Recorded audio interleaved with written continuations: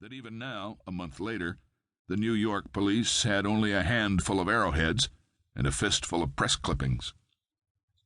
Yet forces were at work, driven by their greed and lust for power, carrying out a plan so broad in scope and insidious in conception that it would successfully wipe out the meager savings of the aged and the vast fortunes of the super-rich alike. A grandiose scheme that would bankrupt the richest nation in the world and place it at the mercy of an aggressive and hate-filled neighbor.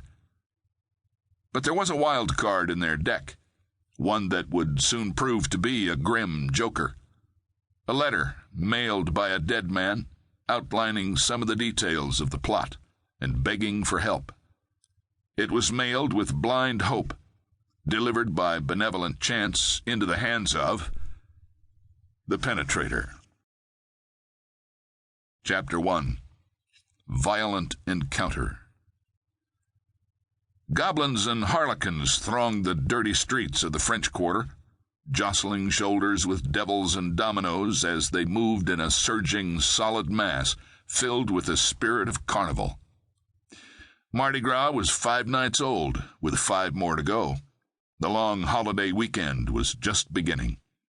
School was out, and most businesses would be closed from Friday night until Ash Wednesday. Canal Street presented an almost impenetrable human barrier.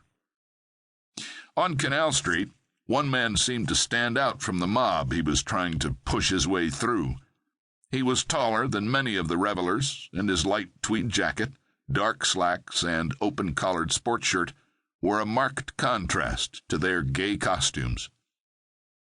His longish black hair, full mustache, and dark complexion could have marked him as a local, but his deep black eyes flashed with impatience. He was late for an appointment. He was in a hurry.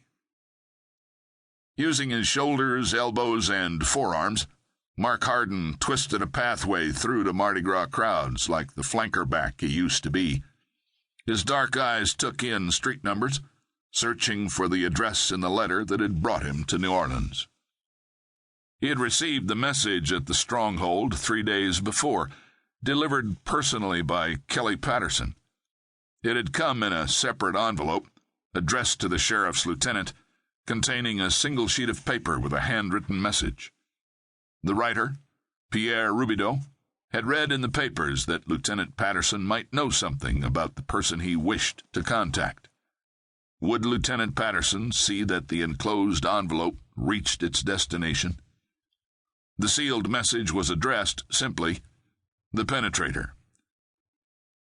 Inside the envelope was a $20 bill and another handwritten letter covering 3 sheets of cheap writing paper. It was simple and to the point. "Mr. Penetrator, this letter is written with the hope that you will help me. The $20 bill is counterfeit, yet it is not. Other fishermen and I have been paid with these bills by Gulfland Fisherman Co-op. When I noticed that there was some odd about the bills, Marcel Bouchet, the head of our co-op, demanded I return them. I have some of the bills, 50s and 20s, that I told him I spent. I have a friend who says there's something wrong with them, but it is very technical and I don't understand. He said that you would have to know what to look for to find the bad bills.